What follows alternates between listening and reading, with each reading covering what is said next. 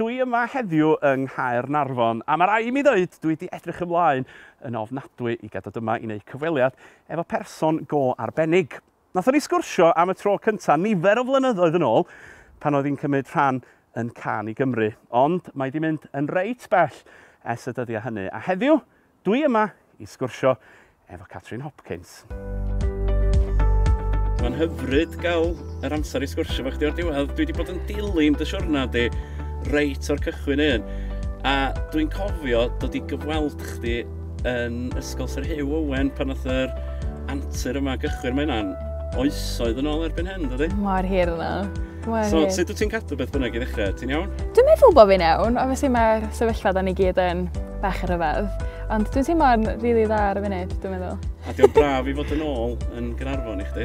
Honestly, mae'n rili neis bod adre. Mae'n rili neis. So, ti wedi bod efo diddordeb mewn music erioed, lle? Dwi'n meddwl nes i ddechrau pan mae'n 12.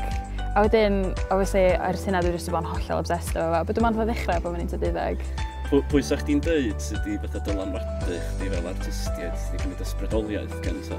Stevie Nicks, 100%. Literally ers dwi'n 12, dwi'n Stevie Nicks am 10 years. Nodd cariad pyr ddigwydd, a dwi ar y radio, dwi o hyd yn chwarae hi, mae lot o bobl yn gofyn amdani. Dwi'n siŵr fel artist, mae'n siŵr wedi symud ymlaen o hynny i gyd. Ond sut oedd y profiad reit yn y dechrau un saw gael neud rhywbeth fel yna? Nath o reit hyder i chdi a...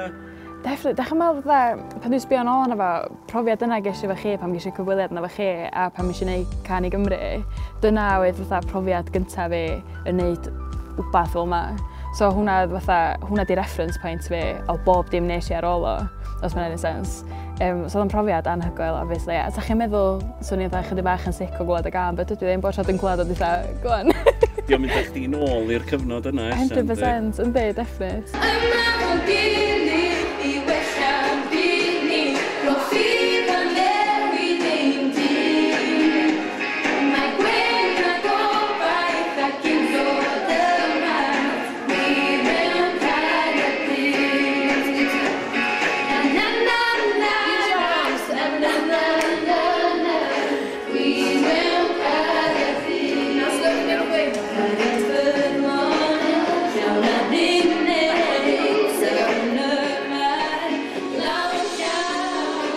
Nes i actually symud i Llundain i fynd i uni, ond nes i'n para, obviously. Nes i droffi allan ar ôl fatha blwyddyn, neu just dros blwyddyn, dwi'n meddwl.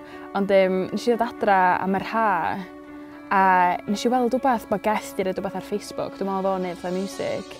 So nes i actually message o Geth am guitar lessons i ddechrau fo i, a wedyn nath o ddod drosodd, a ni'n meddwl wneud fatha EP o fatha gwahanol caneuon. A wedyn nath ni endio fyny'n sgwennu Told Me. A dden ni just am ryddau o fatha 2 separate artist. So nath ni studio fo Rich, sgwennu Told Me, roed allan, a wedyn nath bob dim yn just nuts ar ôl hynna. So be, bobl glwad o wedyn ar y we ac yn licio be oedden nhw'n glwad lle wedyn? Ie, dwi'n actually cofio bod ar y Tube yn mynd i job market research fi yn Llundain. A o'n i'n gwrando ar fatha Spotify playlist, a nath y gan o dar, so o'n i'n dweud, mae rai bod fi wedi gwneud mistake, fel yma dwi wedi clicio rhywbeth wrong, bod y gan ar playlist ar Spotify, so dwi'n meddwl jyst dechrau gael following o hynna kind of thing. Dwi wedi clywed rei o'ch caneuon chi ar rhaglenni fatha Love Island, a dwi wedi bod chydig bach yn excited fy hun yn clywed nhw. Sut oedd o'n teimlo i chi wedyn, pan oedd pethau'n dechrau fatha snowballio o ran hynny i gyd? Oedd o'n absolutely anhygoel, ond dwi'n meddwl fatha, main thing i fi oedd fatha, dwi wedi bod yn gobeithio os o hyn yn digwydd am ages, be hefyd mae'n darna yn y fi sy'n kind of fatha, oce, ond illa neitho ddim. So pan mae pethau fel yn digwydd, mae'n deimlad absolutely anhygoel. Ti'n meddwl bod o deep down, ti'n meddwl pan ti'n greadigol, ti'n gorfod cael yr fatha self-belief anhygoel yma. 100%. A wedyn pan mae o'n digwydd, mae'n chydig bach yn surreal, cos deep down illa, da chdi o hyd yn gwybod, neu'n gobeithio bod o'n mynd i ddigwydd, ond pan mae o'n digwydd wedyn, mae o'n... Dwi'n meddwl bod yna'n fatha spot on, actually, dda reich i gael fatha part yna sy'n just completely coelio bod o'n mynd i ddigwydd. But dwi'n meddwl fatha, even, mae yna rhan yn y fi sy'n fatha, oce, illa neitho ddim. But hefyd, mae rai bod yna ddim part cry yn fanna, because dwi rioed i gael plan B. Dwi rioed even fatha setio'r net i fi ddim wneud hyn. dwi jyst i kind of bod fatha, at some point mae'n gorau jyst gweithio allan. So dwi dal i ddisgwyl, but hopefully. Pa fath o gonsert o beth gathoch chi'n neud yn ystod cyfnod dysgu Greg? So ni'n gweld rei lluniau ar Facebook, mae yna un, dwi'n cofio, dwi'n gwybod lle mae o, ond mae yna lun o'r ddau yna chi ar y llwyfan, a mae yna torfa anferth o bobl o flaen chi, miloedd. Lle oedd hwnna? Be oedd hanes hwnna? Hwnna ydy'r best part, so that 100%. Be nath ni ddechrau yn supportio Emma Blackery ar to. So gafon ni fynd rownd y UK, a wedyn wsos ar ôl hynna, nath ni wneud tŵr yn hynna'n, just fi ag efo dysgu gre. A wedyn, ta blwyddyn wedyn, gafon ni agor i Lewis Capaldi yn Kew Gardens, so na ta 10,000 o bobl yma. Dwi'n absolutely anhygoel. So gathoch chi gyfarfod Lewis Capaldi, do?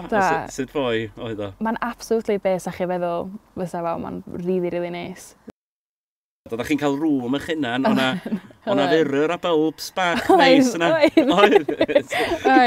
Ond dwi'n meddwl bod pob yn meddwl bod yna fatha dressing rooms mawr, bod fatha, realistically pan oedden ni'n neud tours UK ni a fatha, oedd just fatha room tiny, efo fatha mold yn y teciau. So oedden ni ar tŵr, oedden ni'n neud rhan fwy ar diwrnod fatha yn trafeilio i lle oedden ni'n mynd i, oedden ni'n cyrraedd fatha 3-4, neud soundcheck, newid, mynd ar stage. Be efo un Lewis Capaldi, nath ni gyrraedd yn fatha bora, a nath ni jyst ista na, a jyst mynd fwy a fwy nefus.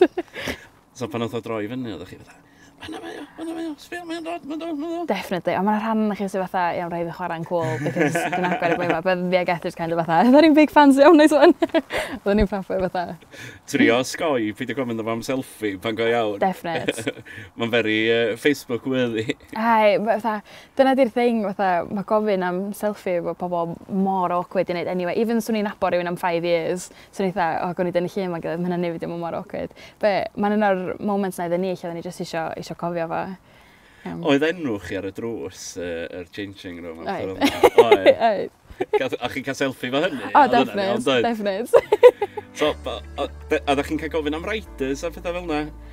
Dwi'n mynd actually cofio, dwi'n meddwl oedd gynna ni writer, byddwn ni'n kind of be bynnag da ni'n gael, yna'n ideal. Ie, ddim eisiau gofyn gormod. Definite, be bynnag gawn ni, as long as gynna ni packet o grips a can o coc a fi ag eitha, ideal. Sut oeddech chi'n copio efo social media? Cos yn amlwg, natur social media di bod yna rei pobl yn mynd i fod yn garedig, rei pobl ddim yn mynd i fod yn garedig. Oeddech chdi'n sbiod ar hynny, neu oeddech chdi'n... Ti'n mynd fod i'n agwyd? Na, definite. Oeddech chdi'n medru helpu dy hyn allan? Na, dim at all. Even one, na i definitely sbio ar bod dim.